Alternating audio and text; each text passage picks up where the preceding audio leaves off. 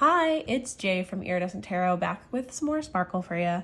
So today I'm going to participate in Chanel Day's end of year tarot tag. I am so excited.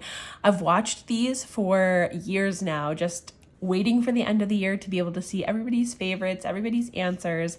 It was really exciting for me to be able to participate in the mid-year tarot tag, so I'm even more excited to participate in the end of year tarot tag now. So if you want to watch my end of year culmination of everything, then grab some hot cocoa or something and enjoy. Prompt number 1, deck you loved using the most this year. It goes to Majestic Earth Tarot, baby. This should come to no surprise to anyone who's watched videos on my channel. I am a Majestic Earth fangirl, and I just feel like this deck does something special for me and is probably the deck that I've reached for the most this year. I don't keep a tally. I know some people keep track of the decks that they use in a spreadsheet. I think that is so impressive, and I wish that I had I don't even know what it would take for me to do that. Like, whatever it takes to do that, I don't have. I tend to be like pretty organized with things. Like, I have spreadsheets for my perfumes and whatnot, but like for some reason I just can't fathom like keeping track of all of my tarot data. It just like somehow takes away from the spur of the moment, like being able to read casually and like not have every single reading be taken so seriously. But anyways, yeah, I just think that if I look over the decks that are in my collection, I would say that this one feels as though I have pulled it the most, that I've done the most readings with it, that I've just like sat and gazed at the images the longest, that I've appreciated its presence in my collection the most. And I just love this deck so much, and I am happy to call it my most used deck of 2025. For perfume today, we are wearing Nocturne Alchemy Bastet's Delicio Sugar Cookie. This has notes of buttery sugar cookie, vanilla, delicious blend, and crystalline absolute.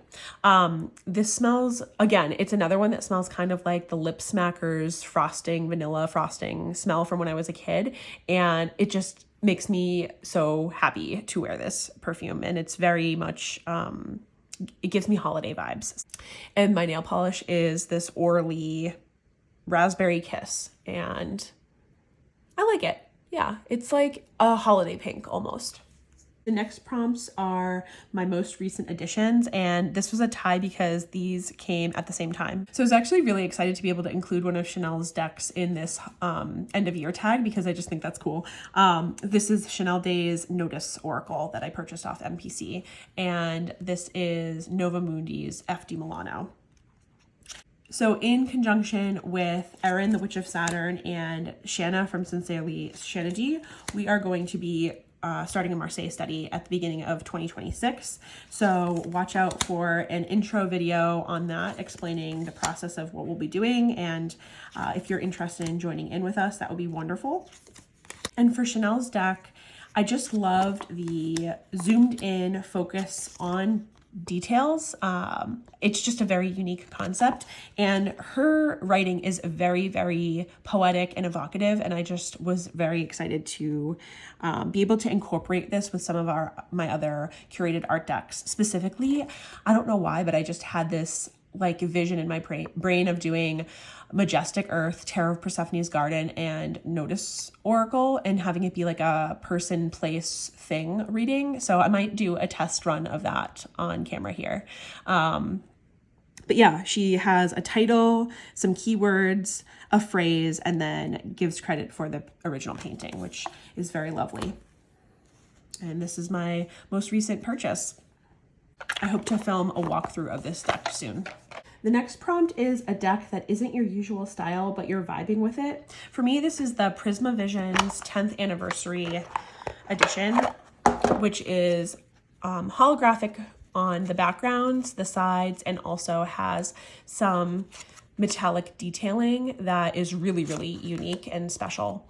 So the reason I chose this deck for this prompt is because I had the regular Prisma Visions for many years, and it was just one of those decks for me that ended up kind of languishing on the shelf, and I did end up rehoming it.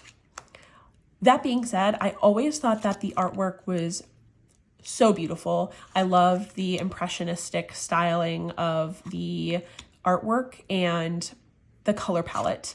And I thought that it was so brilliant the way that James R. Eads had created scenes that run, you know, in, I don't know what you call it, but basically if you had the Nine of Pentacles in between these two cards, you would see that it's like a running scene. And I just thought that that had like never been done before, and was so impressive to me. So when I saw that he was releasing a 10th anniversary edition that had all this glitz and glam, I was like, well, maybe it's worth trying that deck again. So even though this deck had proven to not be my style when I did have it in hand before, I've been very much enjoying it since it's arrived in this beautiful glitzy glam version. So on par with my name Iridescent Tarot, it got me with the sparkliness. So the next prompt is favorite deck pairing, and truly and honestly, it has been these Blue Bones Oracle with literally any deck. Like, this has been the standout Oracle deck of 2025 in my opinion. And so while Blue Earth Tarot pairs with this like so perfectly, I can honestly say that the secret sauce in this recipe is these Blue Bones, because it really pairs with so many decks, and it just adds such a flavor of poetry and a little bit of just like this wistful longing. Like, it's such a cool deck, and I'm really excited that it has gone with so many decks in my collection. But yeah, I would probably say out of all my pairings that I've tried this year, these two together just do something for me.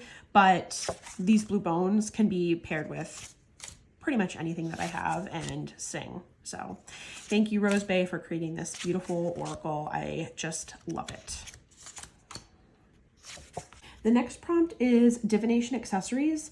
And so this was like dice journals, altar items, deck mods, bags, cloth, any accessories bought or made. At first I thought that I didn't really have much for this category, but I kind of do. So first off, here are the dice that I bought. And this was inspired by the Dice and Deck series by Lennox Reese, Julie from Peekaboo Rose, and Tegan from Animals and Arcana.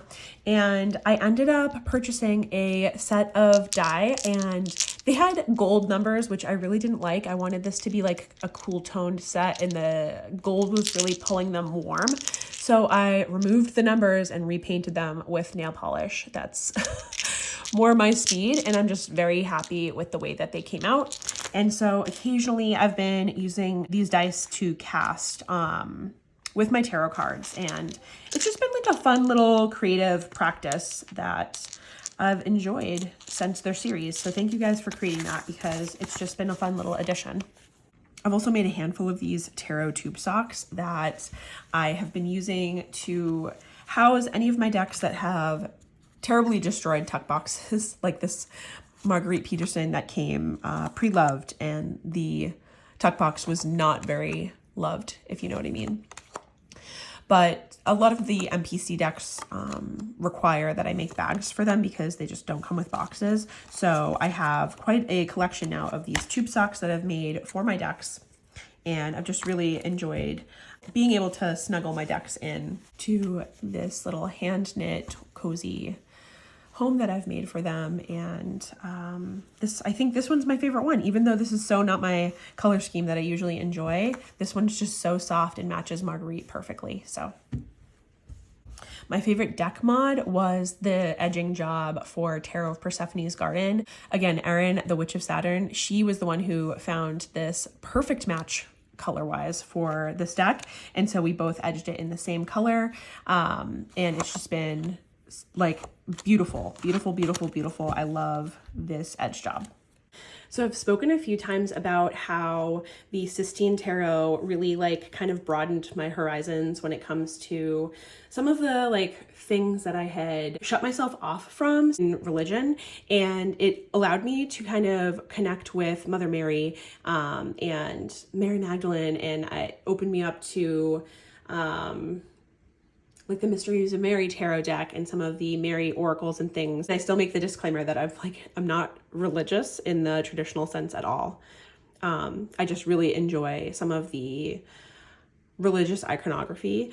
And so I did make this Mary altar this year, and it's just something that brings me a lot of joy, and I just wanted to show it because I spent like countless hours painting and repainting and adorning, and I'm just really happy with how it came out. So I plan to put 2 little rose-shaped tea candles on this and use it as a sort of altar, and I'm just really proud of the way that it came out. And I'd say this is a direct result of me and my work with Sistine Tarot.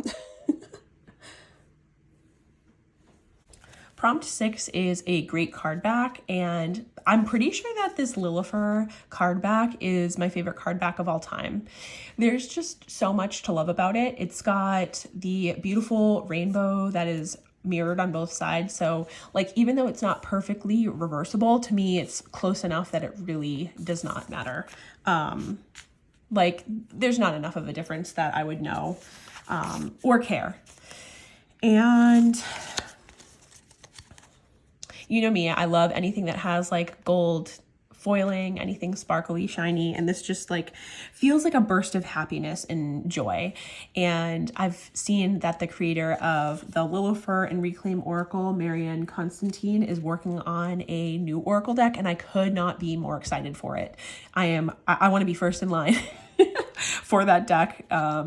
I just think that her work is so thoughtful and very deep and emotional.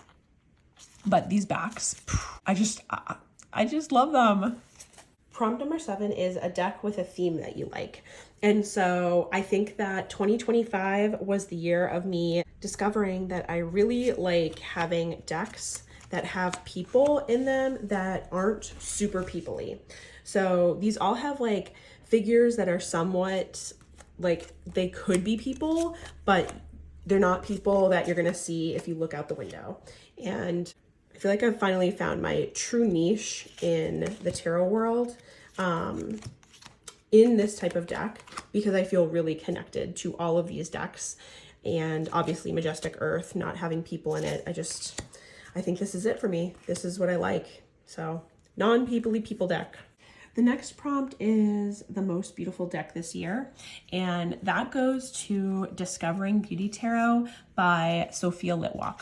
So the mini version comes in this adorable little pouch and this little spell bag, and the combo of this with this tiny little deck just makes my heart so happy.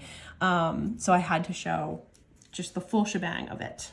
I just think that this is some of the most beautiful artwork that I've seen all year in the tarot world and outside of the tarot world. It's just so creative and so inventive and so earthy, and I'm just so impressed by the artwork in this deck.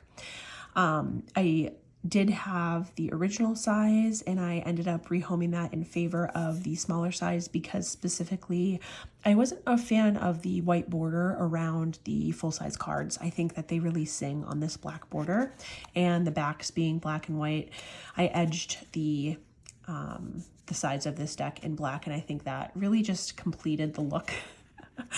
But truly a work of art, this tarot deck, and I have just loved working with this tiny little size. It's so fun to do like little trash spread readings where I throw down a bunch of cards from different decks, and this deck is perfect for that practice.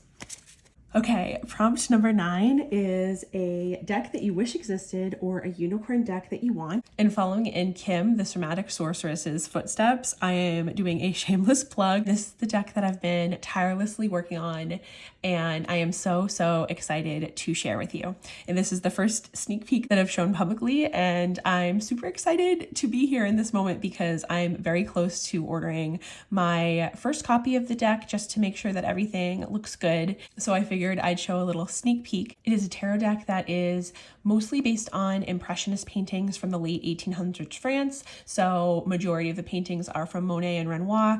And so I wanted a title that kind of paid homage to Monet and his friends. So Tarot, Monet, and me, like Mon Ami. So this is the full card, and these are the backs. As soon as I receive my prototype copy, I will be doing a full walkthrough, but for now, I'm just going to show you a few of my favorite cards. Here is the World card. I couldn't get over the colors. I just love it so much. The Four of Swords here, taking a rest in the beautiful flower garden. The Queen of Swords here, kind of looking down her nose at you, not taking any bull. And the beautiful King of Pentacles, he's living his best life, harvesting the abundance that he's grown for his family. So I hope that you've enjoyed this little sneak peek into a project that I've been working extremely hard on, and I can't wait to show you more. The 10th prompt is, which card sums up this year as a whole, or a card whose energy you want to bring in?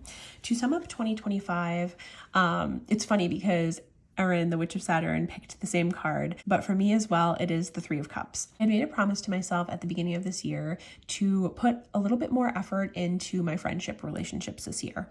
And so in real life, in person, that meant going to more kid activities to try to make new mom friends and really put in time and effort into the friendships that I already have, spending more time getting together and reaching out, making the effort.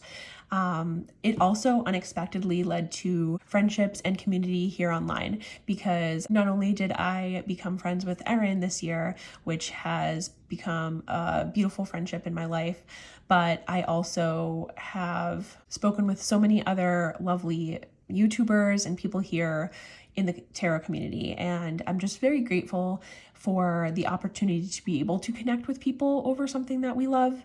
And as I've said before, I've been a silent lurker from afar before this, and now I feel like I really got to be a part of the mix, and I don't know, just allowed myself to become more visible and feel like that I belong here too. And I'm very glad that it's been such a welcoming experience.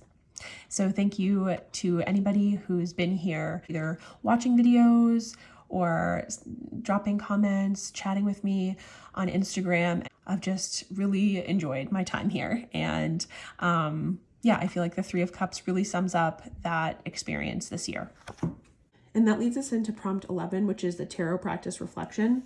So starting this TarotTube channel has really impacted my practice, because between Deck Connectors Club with Erin, where we have this weekly practice that pretty much every day we're pulling cards and chatting and journaling, it's just kept me like really steady on my card practice just through Deck Connectors Club alone. Some of the mainstays in my practice, even before Deck Connectors Club, was working with this Library of Questions book, where there's just really different and unique spreads that I've been using, and then 365 Tao, which I, like I said, I had been using this before we even started Deck Connectors Club. My Thoth study has been, abysmal is too strong of a word, right? Like, but in some ways, the futility, like it's been a futile attempt at getting to know the Thoth. I haven't made it as far into the study as I would have liked to be at this point, especially given the fact that I'm starting a Marseille study in January, but I am a lifelong learner. I'm a lifelong student of the tarot, and I don't need to rush through the Thoth in order to get to Marseille. It's something that I'm still working through reading the Book of Thoth, and just because we switched to learning Marseille, I don't need to like drop this completely, but this has kind of gone on the back burner a little bit, but I am dedicated to finishing this at some point. I will definitely finish reading the Book of Thoth and my Lon Milo Duquette's book, summarizing it as well. My practice really has revolved around using spreads created by the Spread Machine Oracle. So this is such a workhorse deck for me that I use all of the time, and I am just such a fan of this deck. And similarly, the Spirit Kittens have put in a lot of work this year in my practice, where I utilize them as pretty much spread positions as well, where the keyword and the question at the bottom combined help me create spreads, specifically with 365 down. And so that's one thing that I've really enjoyed doing this year. In addition to reading with my decks, obviously I enjoy edging and modifying my decks. And because I am so picky with cardstock, part of what happens is the decks that I do bring in, I really, really love. And then I just want to be like holding them. So in addition to reading with them, I just kind of spend time with my decks, like holding them and shuffling them when I'm sitting on the couch. And, you know, edging them takes quite a while. This especially was 2 coats. I had the color and then the sparkle on top. So yeah, I've just been really, really trying to feel connected with the decks that I do end up keeping in my collection. As I've mentioned before, I spend a lot of time contemplating what decks to bring in, what decks to let go, and why I keep the decks that I do keep. So something that's been a little bit of a struggle this year has been keeping up with the envelope practice. So I ended up using Guardian Angel Tarot cards and Angel Therapy Oracle cards to put 1 card from each deck into an envelope per month. And my goal was to open these mid-month every month, because I'm not a huge fan of predictive readings. I don't like having a tower month looming ahead of me. But for some reason, I thought if I open the cards halfway through the month, it's a little bit less foreboding if I end up with a card that I'm not crazy about. My thought process was, okay, open it halfway. You can look at it as a reflection on the last 2 weeks and or what to adjust for the next 2 weeks. And I just keep missing the half month mark. So then I'll be opening the envelope like either at the end of the month or like partway through the next month. So this hasn't been the most effective practice for me, and I don't think that I'm going to end up repeating this for next year. That being said, I still have my December envelope to open. So what are we like? We're like a week late, but I'm going to open that right now, and then I'm going to usher in a new practice that I'm going to do instead of this practice next year.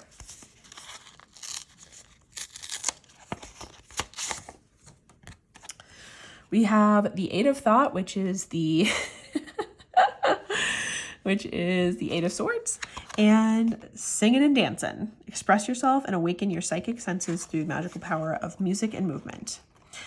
I mean, yeah, the December can be like a really tough month, and I can definitely see where 8 of Thought has come in, but singing and dancing is an invitation to kind of like let the stuff roll off your back and enjoy the celebratory nature of the end of December. Being a mom has really helped me lean into this whole singing and dancing aspect. Like, I was already kind of like that, singing and dancing through the house, but even more so now.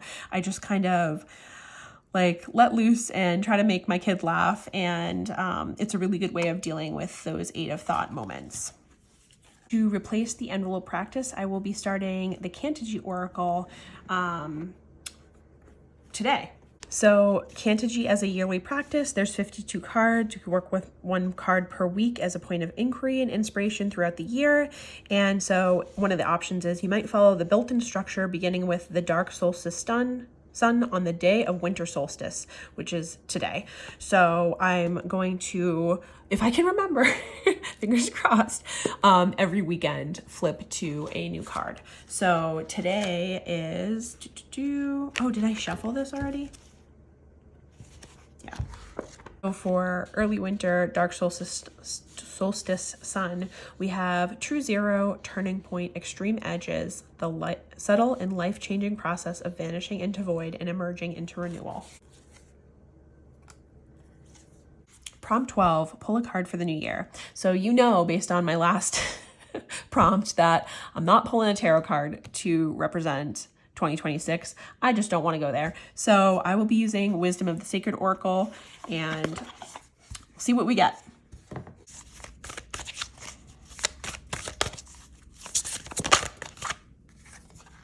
Searching.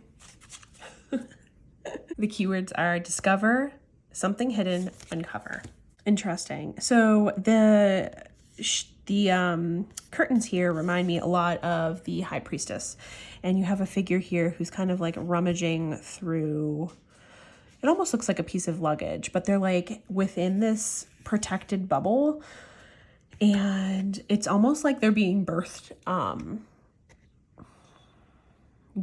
forward. Like, we don't know exactly what it is that she's searching for, but the colors and the celestial vibe on the outside really lend itself to like a soul searching type feeling. Yeah, maybe 2026 will be a year of soul searching, which I definitely resonate with the idea of like getting to know myself deeper, hence all these decks and all of the work that I do with my tarot and oracle cards. It's all in an effort to understand myself better, and it's like self-improvement for me and self-connection, and I can see that theme continuing on into this next year. All right, because I said I would and because I really want to, I'm going to just do a quick person, place, and thing reading and see what comes out. I don't know if this is going to work at all, but I just am curious if my little plan does anything. All right, so for person, we're going to use Tarot of Persephone's Garden, King of Wands. The place is going to be somewhere in Majestic Earth Tarot. The Eight of Stone, so maybe in the workplace. And what is the thing? This is with Notice Oracle. We've got blackberries, nourishment, protection, and mystery. Sweetness thrives in the bramble's shadow. Take what you need, but beware the thorn. It's almost like a warning that there's somebody in the workplace that's like a little bit overbearing, and like maybe warning that while some of that like fiery forward motion is necessary and helpful, like sometimes like he just looks like a little bit, you're doing the most here. You're doing a little bit too much for me. And it seems like it's a little bit of a warning, like beware the thorn. Sometimes this kind of forward movement pressure comes at a cost. And at this point, maybe slow and steady wins the race, you know? Interesting. I do like them together. I wasn't sure how that was going to work out, but I think that they're kind of cool. All right. Well, that wraps up my 2025 end of year tarot tag. Thank you, Chanel, for creating this and keeping it going through the years. I think this is such a valuable end of year wrap up that we get to have every year. And I'm excited to keep watching videos, and I will talk to you later. Signing out.